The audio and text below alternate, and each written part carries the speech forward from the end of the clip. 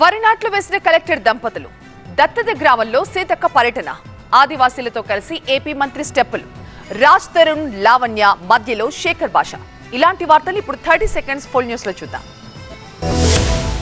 వెంకటాపూర్ మండలం నందిపహాడ్లోని షెడ్యూల్డ్ తెగల దత్తత గ్రామంలో పర్యటించారు. బోర్వెల్, వాటర్ ట్యాంక్, కమ్యూనిటీ టాయిలెట్లు, కమ్యూనిటీ షెడ్, జంతునీటి ట్యాంకుల్ని ప్రారంభించారు మంత్రి. తర్వాత మేడారంలోని ఐటీడీఏ క్యాంప్ కార్యాలయంలో అధికారులతో సమీక్ష నిర్వహించారు. క్యూ లైన్లు, టాయిలెట్లు, వాటర్ సప్లైకి సంబంధించి శాశ్వత ప్రాతిపదికన ఏర్పాట్లు చేయాలని అధికారులను ఆదేశించారు మంత్రి సీతక్క. జంపన్నవాగు పరిసర ప్రాంతాల్లో పార్కింగ్ స్థలం, మేడారం వచ్చే భక్తుల కోసం కాటేజీలు ఏర్పాటు చేస్తామన్నారు. మరోవైపు గత జాతర కోసం ప్రభుత్వం కేటాయించిన 110 కోట్లలో 20 కోట్ల రూపాయలు మిగలడంతో వాటిని మేడారం అభివృద్ధి పనుల కోసం వినియోగిస్తామన్నారు మంత్రి సీతక్క.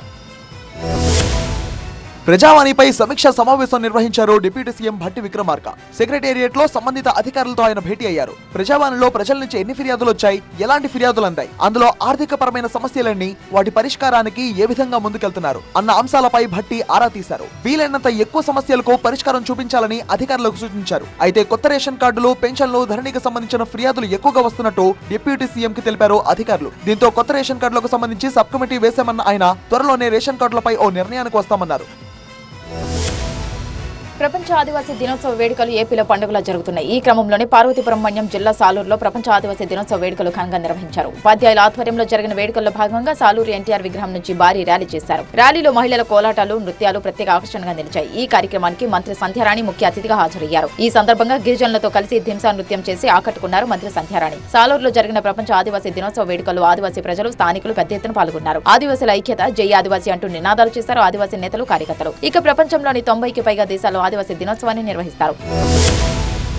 ఏపీ మంత్రి వాసంశెట్టి సుభాష్ వినూత్న కార్యక్రమాలతో ప్రజల్లోకి తీసుకువెళ్తున్నారు. ప్రతిరోజు ఏదో ఒక కార్యక్రమం నిర్వహిస్తూ ప్రజలను ఆకట్టుకుంటున్నారు. ఇటీవల ఆసుపత్రుల్లో తనిఖీలు చేసి అధికారులను అలర్ట్ చేసిన మంత్రి సుభాష్ తాజాగా అంబేద్కర్ కోనసీమ జిల్లా రామచంద్రపురం పర్యటనలో సంచలన వ్యాఖ్యలు చేశారు. మెడికల్ ల్యాబ్స్ దుకాణాల తీరుపై విరుచుకుపడ్డారు. రామచంద్రపురంలో మెడికల్ ల్యాబ్లు టెస్టుల కోసం అధికంగా ఫీజులు వసూలు చేస్తున్నట్లు తమ దృష్టికి వచ్చిందని నిర్వాహకులు పద్ధతి మార్చుకోవాలని సూచించారు. ధరలు నియంత్రించకుంటే రామచంద్రపురంలో తానే ల్యాబ్, మెడికల్ షాపులు పెట్టి 20 రూపాయలకి అన్ని రకాల టెస్టులు చేయిస్తానని హెచ్చరించారు. ల్యాబ్, మెడికల్ షాపులు ఏర్పాటు చేసే ప్రజలకు తక్కువ ధరలకి వైద్య పరీక్షలు, మందులు అందజేస్తానన్నారు.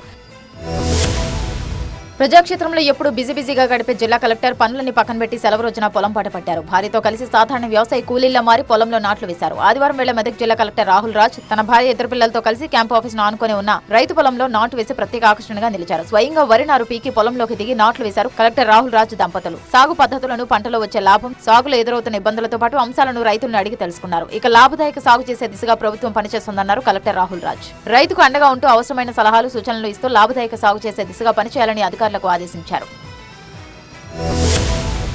టాలీవుడ్ నటుడు రాజ్ తరుణ్ లావణ్య కేసు రోజుకో మలుపు తిరుగుతోంది. తాజాగా రాజ్ తరుణ్ స్నేహితుడు ఆర్జే శేఖర్ భాష తనపై దాడి చేశారంటూ జూబ్లీహిల్స్ పోలీస్ స్టేషన్ లో నటి లావణ్య ఫిర్యాదు చేయడం హాట్ టాపిక్ గా మారింది. తనపై పదే శేఖర్ భాష ఆరోపణలు చేస్తుండడంతో ప్రశ్నించేందుకు వెళ్లగా ఓ యూట్యూబ్ ఛానల్ ఆఫీస్ లో దాడి చేశాడని, ఇష్టానుసారం బూతులు మాట్లాడాడని ఆవేదన చెందారు. విచక్షణారహితంగా కొట్టాడని, కడుపుపై తన్నాడని చెప్పారు. దీనిపై పోలీసులకు ఫిర్యాదు చేసినట్టు నటి లావణ్య చెప్పుకొచ్చారు. ఈ క్రమంలోనే శేఖర్ భాషపై సంచలన ఆరోపణలు చేశారు లావణ్య. శేఖర్ భాష తనను చంపేస్తానని బెదిరిస్తున్నాడని, అతని నుంచి ప్రాణహాని ఉందని తెలిపారు. మరోవైపు రాజ్ తరుణ్ తనపై చాలా మందిని ప్రయోగిస్తున్నాడని, ఉదయ్, ప్రీతిల డ్రగ్స్ వ్యవహారంతో తనకు మాత్రం సంబంధం లేదని స్పష్టం చేశారు.